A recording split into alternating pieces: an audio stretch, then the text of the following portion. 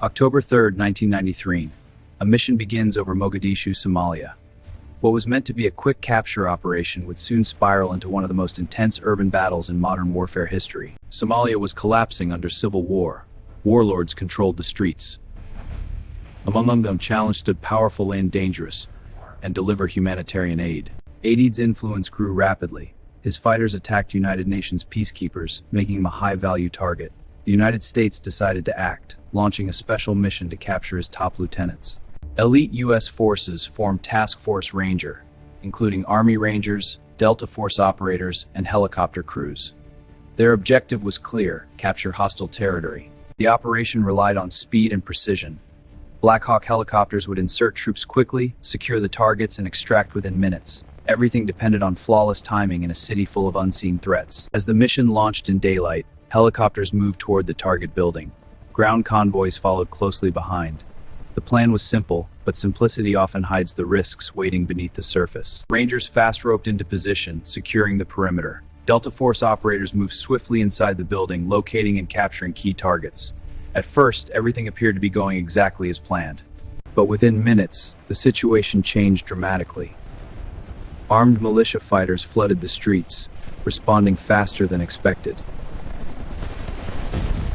What began as a controlled operation quickly turned into a dangerous confrontation in the heart of enemy territory. Then came the moment that changed everything.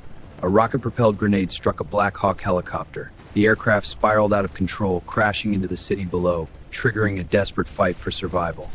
The mission shifted instantly, from capture to rescue.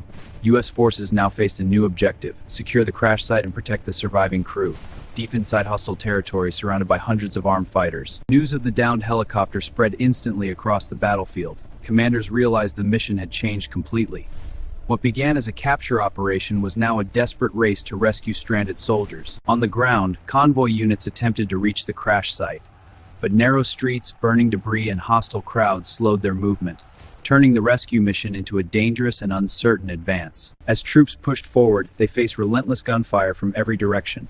Militia fighters used buildings and alleyways to their advantage, creating a deadly urban battlefield where visibility was limited and danger was constant. The city itself became the enemy. Every corner hid potential threats. U.S. forces found themselves surrounded, navigating unfamiliar terrain while trying to reach the crash site before it was completely overrun. Then disaster struck again. Another Black Hawk helicopter was hit by a rocket-propelled grenade. The aircraft lost control and crashed, creating a second crisis and doubling the urgency of the mission.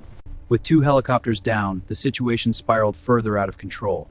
Commanders now had to divide their already stretched forces, attempting to secure both crash sites while under heavy and continuous enemy fire. At the crash sites, surviving crew members fought to stay alive. Injured soldiers relied on limited medical supplies while defending their position, knowing that rescue might not arrive quickly in the escalating chaos. Reports described intense resistance and growing casualties. The mission, once expected to last under an hour, had already drifted far beyond its limits, with no clear escape. Amid the chaos, 2 Delta Force snipers volunteered for a dangerous mission. They requested insertion at the second crash site, fully aware that they would be outnumbered and fighting against overwhelming enemy forces. On the ground, the snipers established a defensive perimeter. Waves of militia fighters advanced toward them. Despite the odds, they prepared to hold their position, buying precious time for the trapped crew members. The snipers engaged incoming militia with precision, holding their ground against overwhelming numbers. Every shot counted as they defended the crash site, knowing reinforcements were delayed and enemy forces kept increasing. Enemy fighters continued to surround the position. With each passing minute, the defensive perimeter grew smaller. Ammunition was limited, and communication with command became increasingly difficult under constant gunfires. Meanwhile, the ground convoy attempting rescue lost its way in the maze-like streets. Under heavy fire, vehicles became separated, and confusion spread, delaying critical support for soldiers trapped at both crash sites. The convoy came under relentless ambush.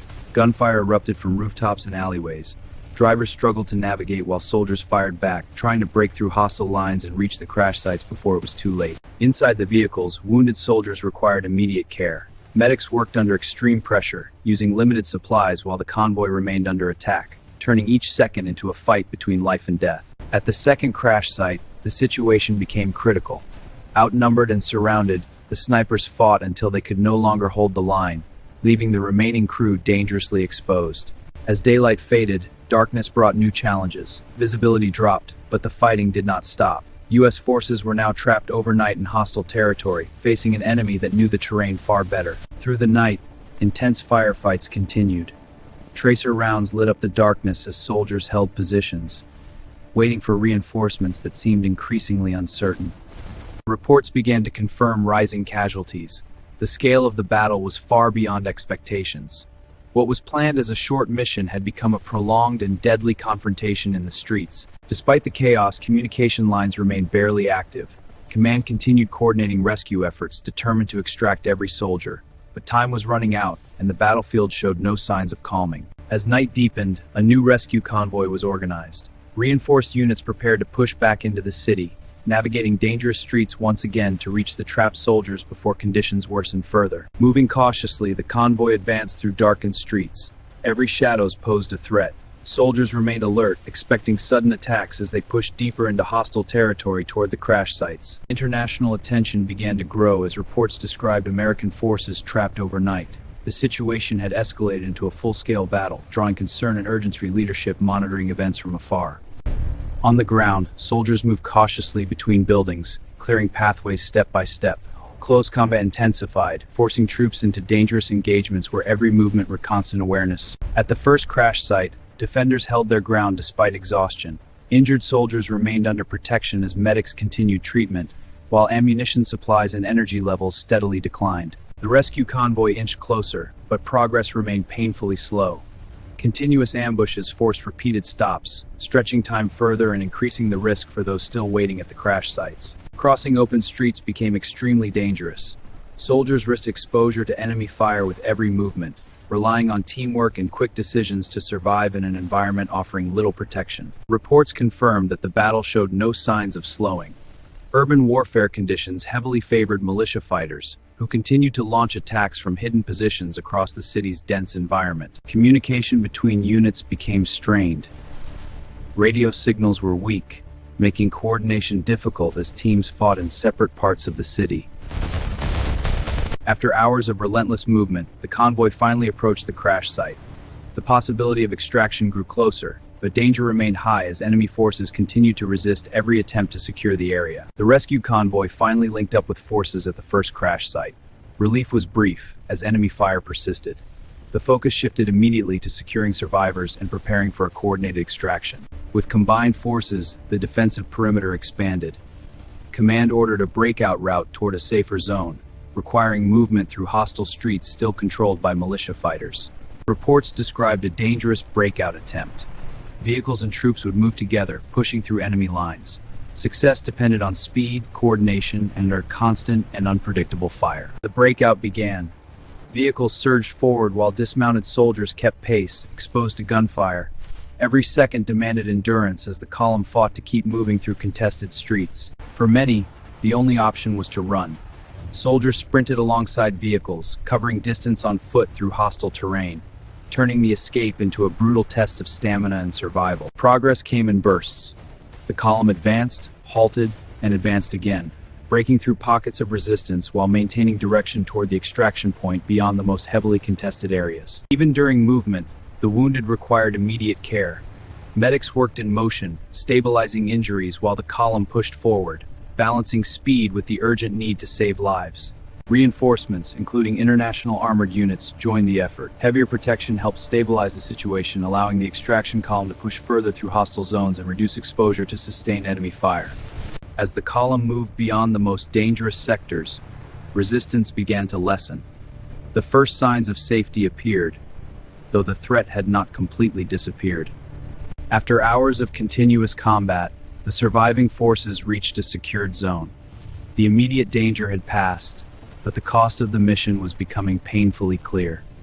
As reports emerged, the scale of losses became clear. American forces had suffered significant casualties, with many wounded. The mission's true cost was now being fully realized both on the ground and beyond. In the secured zone, exhausted soldiers regrouped.